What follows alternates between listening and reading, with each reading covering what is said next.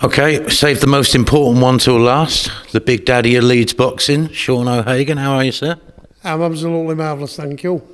Great stuff. Now, ostensibly, we're up here today to get some material with Josh and yourself ahead of the big night, October the 12th at the FD Arena. Sofiane Takoucht, I don't know if I've said that right, but how much of a look at him have you had now, and sort of what can you tell us about what Josh is getting ready to encounter on the night? To be honest, there's not a great deal of footage out there of him. I think what we have kind of established is that he's, obviously he's a southpaw, but he starts off boxing and then you can drag him into a fight, which is what we're kind of hoping to do. But he's a tough lad.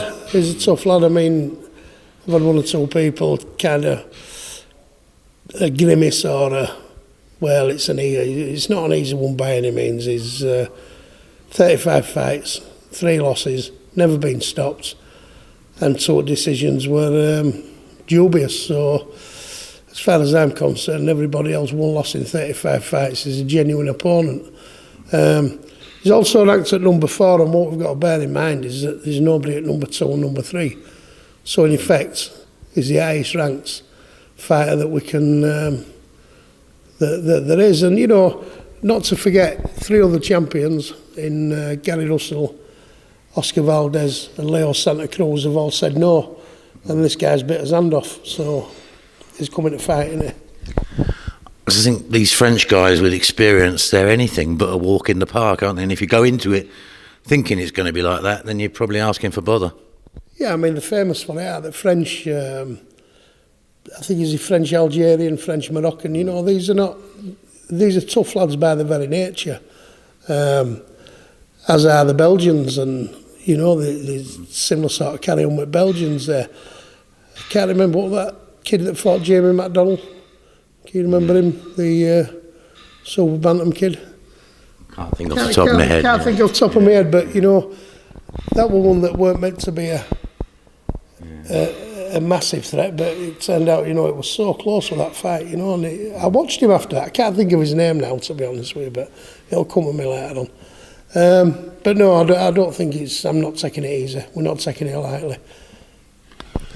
So we'll go back to the beginning a little bit with you, because people probably don't appreciate, but as well as being a trainer, a world champion, you've also all this time been in full-time employment. I mean, it hasn't been like easy street for you, has it? You've sort of combined all your boxing stuff, being with Josh right from the beginning through the amateurs, with working full-time. So, I mean, people sometimes think that these dads sort of piggyback a ride off their sons in sport, but that's been anything but the case with you. It's been complete opposite, to be honest with you. I had my kids for a few years on my own, the crucial kind of years, Josh's teenage years. Through choice, so there's no big sad story behind it, just how things work out sometimes. So I combined a cab driving job with a bit of chefing, with a bit of delivery work and a bit of what I do now, I work for Leeds City Council. It's only part-time now. I'm lucky enough I can cut my hours down. But I work for passenger transport, and that's transporting special needs adults, a lot of them with mental health issues and kids with autism, that sort of thing, both physically and mental health issues, A lot of people in your position might have given that away when the first bit of success, mightn't they? Yeah, I mean, to be honest with you, there are days when I could do without it, but at what point do you turn now? I do that job because I like doing it, At what point do you turn now and say, I've no time for these people anymore, It's, we all like a laugh and a joke, nobody more so than me, but there's a little serious side as well. There's a little bit of an art in there, Tell me something, where were your roots in boxing? Where did it first come about, but you got an interest in the coaching side of it? No, I was a doorman. And as a doorman, working all over, not just Leeds, but really all over the country. I worked down in Gravesend for a lot of years. Worked a lot of doors and a lot of these big old acid doors down in Chelsea, Prestatin, and you had to keep yourself in some sort of shape. Not like now, it slips a bit now, but and one of the things is gyms all over, you know, all with a little bit of boxing going on there. So yeah, just a bit of boxing training really. I've had one or two little what they call white collar bouts now, but no significant. You know, I wasn't good enough to box properly. So did you just sort of gather experience and know-how from just being around gyms, from having to keep yourself in some sort of shape for that line of work? Trying to keep myself from getting filled in on a Saturday night by gangs of drunks really, you know, it comes in handy. If you're not hardest man that there is, then what you've got to be is you've got to be a bit clever, haven't you?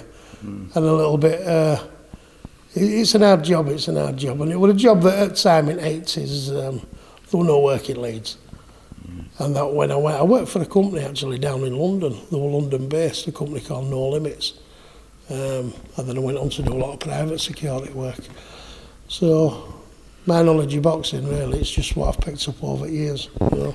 And people forget, I mean, these thriving cities, but we see now sort of Leeds, Liverpool, Manchester, places like that, they were a very different place in the 80s, weren't they? In the 80s, what? I mean, I think what you had in the 80s, we had good, honest people that, you know, it'd be a straight fight, wouldn't it, you know? Then now, sadly, it's gone full circle. It's there's no such thing as a straightener anymore, is there?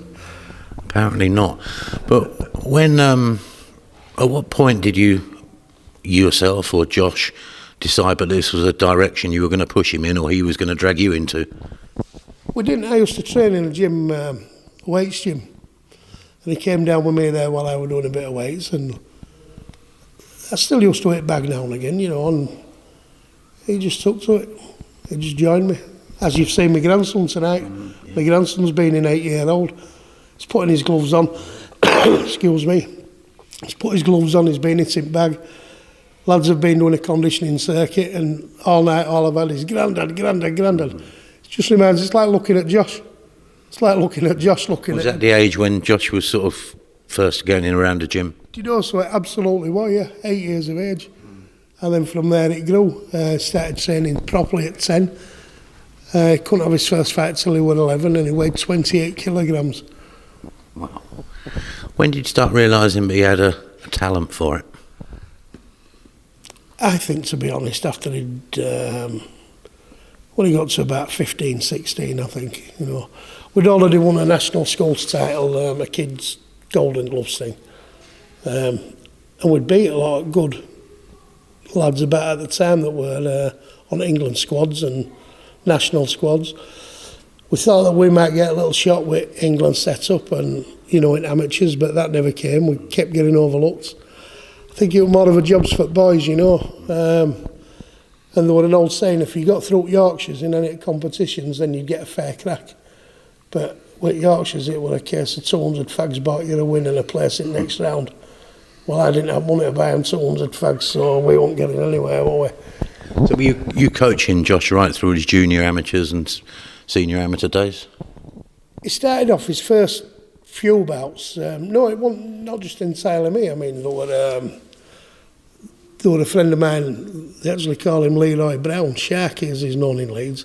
He actually started training with Sharky and another guy, Steve Franks. Josh has always been a bit of an home boy, and he's always wanted to stick with me, you know, and I thought I kind of got dragged into it that way. Later on then, as he progressed through amateurs, I went up to a gym, joined a gym called Kelly's Amateur Boxing Club, now known as Tigers, run by Jason Gledhill. He's one of international amateur coaches now. Had a few years with Jason. Then we were at a club in Barnsley, believe it or not. We travelled out motorway. A friend of mine called John Blackwell. And then we did a bit of training with Josh Whale's dad, Mick Whale. So we've travelled about, we've been nomads of boxing, to be honest with you. But my idea was, the more places you can get down, the more experience you're going to gain. And, you know, it's paid dividends, hasn't it? So when Josh turned over into the professionals, that was the catalyst for yourself to become a professional coach, I guess? No, I actually turned professional a couple of years before him, okay. Just so that I could have a look at the kind of professional scene and get to grips with it. So I'd turned professional 2 years before Josh, helping out here and there, having a look how things were done, just gathering knowledge and experience, you know.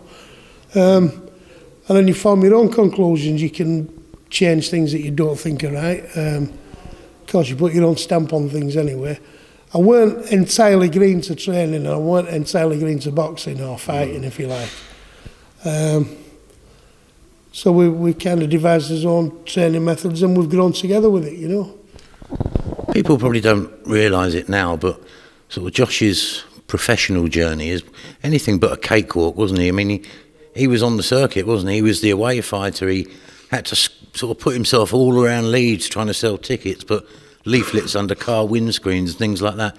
He's had no gifts, has he? No, we've done it all. I mean, people forget our break came when Steve Wood, our manager, who's still with us now, he rang us and said, would we fight for an English title in Dudley, Birmingham?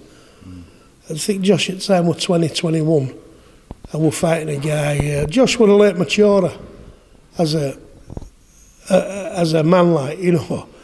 He had that youthful vigour and youthful fitness, but he weren't really matured. We fought a guy called Chris Mayle, who was 29, he was a full-grown man. And that's still the hardest fight that we've ever had. It was just a war for 10 rounds. It was a 10-round war, honestly, unbelievable. And we took 60 people down there to watch that with us. And then from there we had to build it, you know. We won the English title there. And I think when you win a little belt, it does something to a fighter, doesn't it? You know. And then we've built it from there, you know, as affinity with Leeds United and with fans. It's just grown and grown. The Samir fight, was that for the British? No, that was for Commonwealth. We got a phone call. Steve got a phone call off Eddie. Because he was very much the opponent there, wasn't he? He was drafted in to lose, wasn't he? We were brought in to lose. There were Luke Campbell, there were Tommy Coyle and there was Samir. Eddie Hearn never even shook me and said hello or anything there. And that were to be he set a president there, because he never did much after that. He'd walk past, say, all right, like he was talking to, you know, just nobody. He just felt like he didn't matter. But yeah, we were opponent when we went. I said to Steve, I said, you don't know, we will fucking beat him. And he went, well, you know, it's a tough fight. Even Steve really, I don't think, believed it. And I had an idea we'd beat him. Because I'd already trained Samir a little while before that. He didn't have a trainer for the Lee Selby fight. And I helped him out for the Lee Selby fight. Which he won. So it's 2-0 Lee. And we've got Max Hughes coming, Lee, with 3. Or Reese. They quickly cottoned on to, but they were onto quite a good thing with Josh, realising, but he could do big numbers at the Leeds Arena, so that kind of propelled him forward from there, didn't it? Yeah, I mean, we've grafted at this, like, it's not just come overnight. And yeah, people think he was born in the arena, don't they? Yeah, no, we fought away from home up until winning, I think, the British title, Martin Lindsay at Arena. That was his first time, yeah. And we fought away. We don't have a problem fighting away. You know, most of us fights have been away. It's only since we've won a few titles we're back at Arena. And why wouldn't you? That's why you sell your tickets and make your money, isn't it? You know? Fast forward a little bit. You came over to Queensberry and Frank Warren, with whom you seem to have a very good rapport, and things have moved very quickly and very successfully. They have. I mean, we do have a good carry on with Frank. Really, I think what it is with Frank is he's approachable, and you know, I'm not going to get to that thing. I don't have any needle with Eddie. It's just that Frank's more approachable, and he is more approachable. If he says something, he does it. You know, money were a lot better as well, to be honest with you. And you can never have so much of that, I don't suppose, can you? So they tell me. I'm on percentage, so it comes in handy when we're earning good money. No, I don't have a good carry on with Frank. You can ring him up. I've spoken to Frank this morning, and it was just a quick catch up because we've not spoken for a couple of weeks. You know, his approach is just an ordinary bloke, isn't he? You know what I mean? I'll take you to the night where sort of the magic happened at Ellen Road, and you beat Lee Selby. You know, memorably. I mean, was there. It was incredibly memorable night. Every sort of box was ticked, from the Kaiser Chiefs, the ring walk, Lucas Radaby, the fight. You know, it was just, everything was amazing, the atmosphere. But afterwards, I listened to a couple of interviews you gave outside. You were obviously quite high on emotion, but you did seem to be maybe suggesting, but you hadn't been acknowledged, or you hadn't been given the respect you deserved as a trainer. Was that something that was gnawing away at you a little bit at the time? There were just 2 or 3 people, and I won't mention names because I've no need to. Little 8 campaigns that they were devising between themselves. None of them had balls to come and knock on my door and tell me. They do it over social media. I don't do social media, never have done. Because while you're playing on there, you're not training fighters and you're not devising game plans. So, yeah, there were 1 or 2 people there. One of them's a promoter as it goes. You know what I mean? It's not Eddie.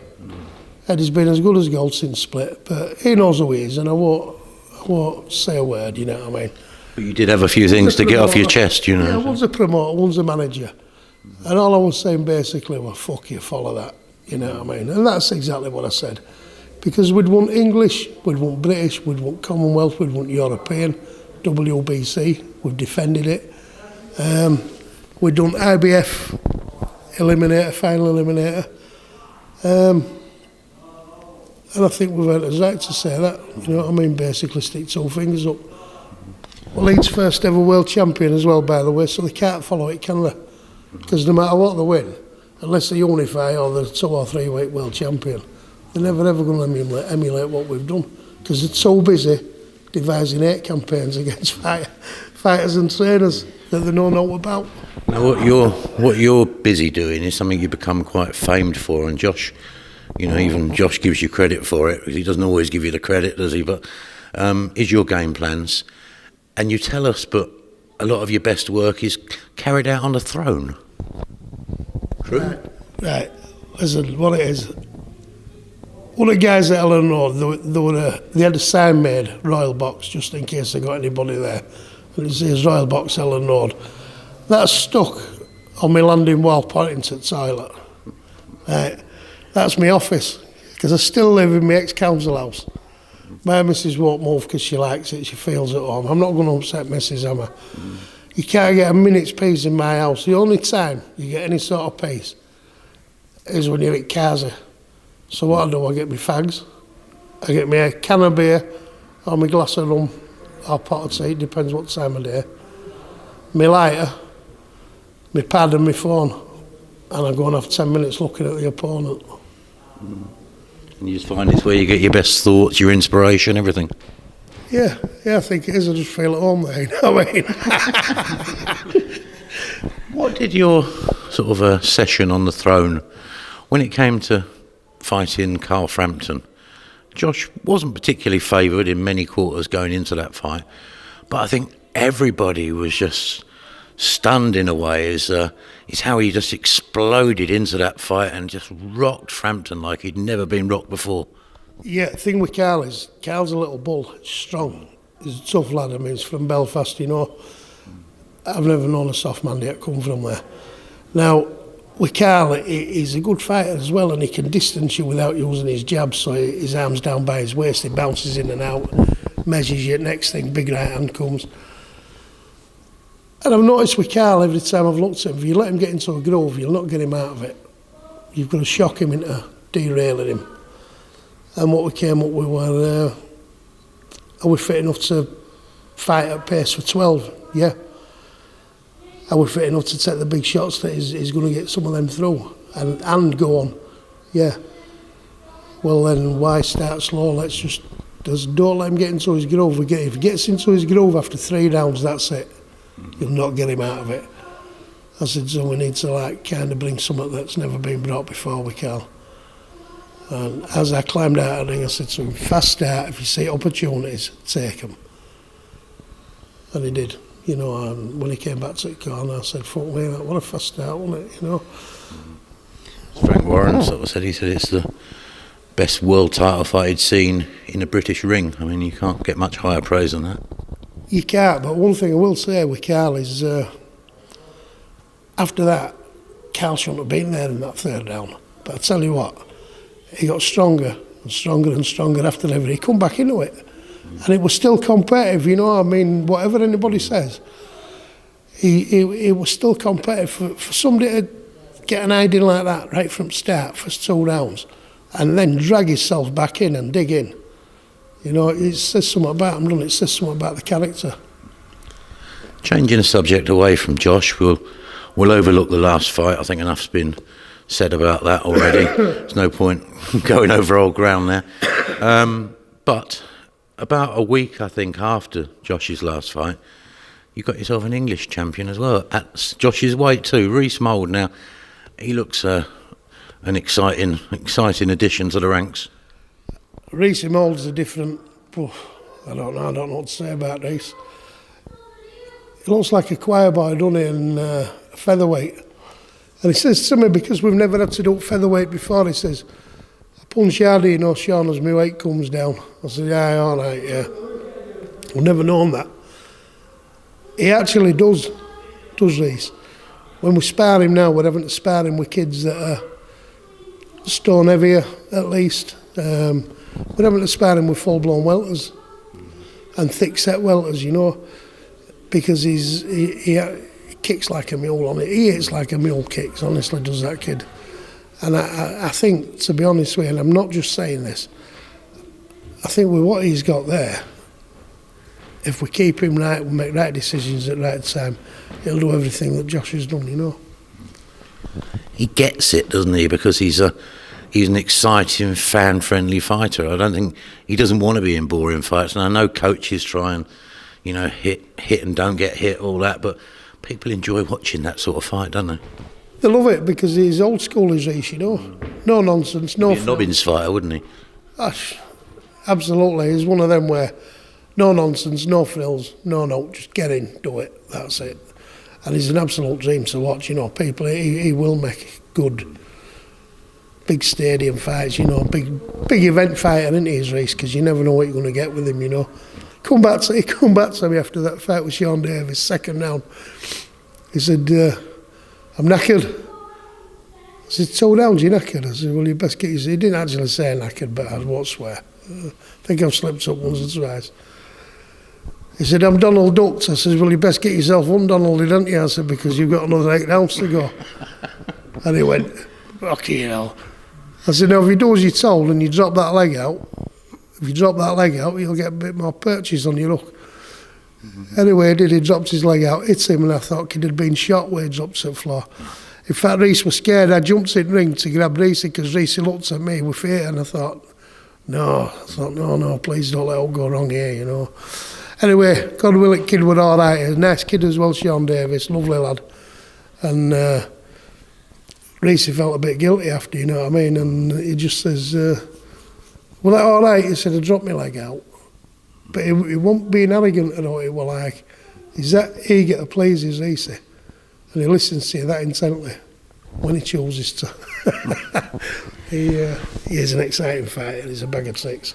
And we look forward to seeing him again October 12th on Josh's undercard. Now, finally, Sean, I mean, the work you're doing here in Leeds, I know we're in Batley and you're moving gyms soon, but you're actually looking beyond Josh, aren't you? You're actually trying to, you know, you're considering and you're in talks about protecting the future of Leeds boxers for years to come when Josh is gone, because sometimes when you have a champion in an area, when he retires or he goes to fight in America, the boxing scene in that area dies.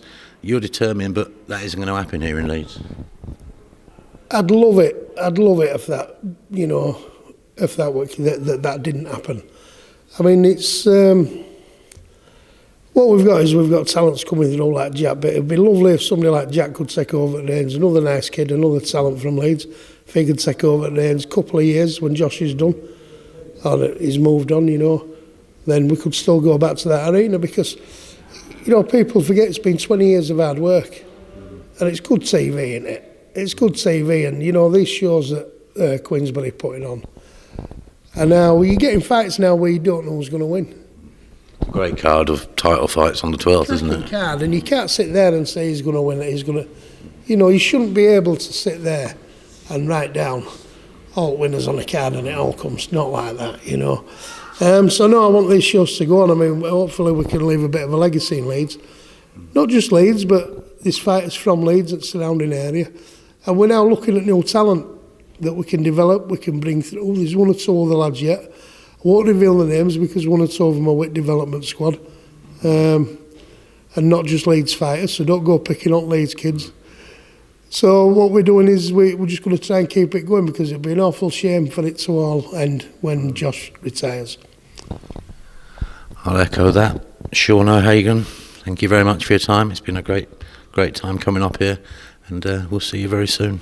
Thank you very much. Cheers, pal.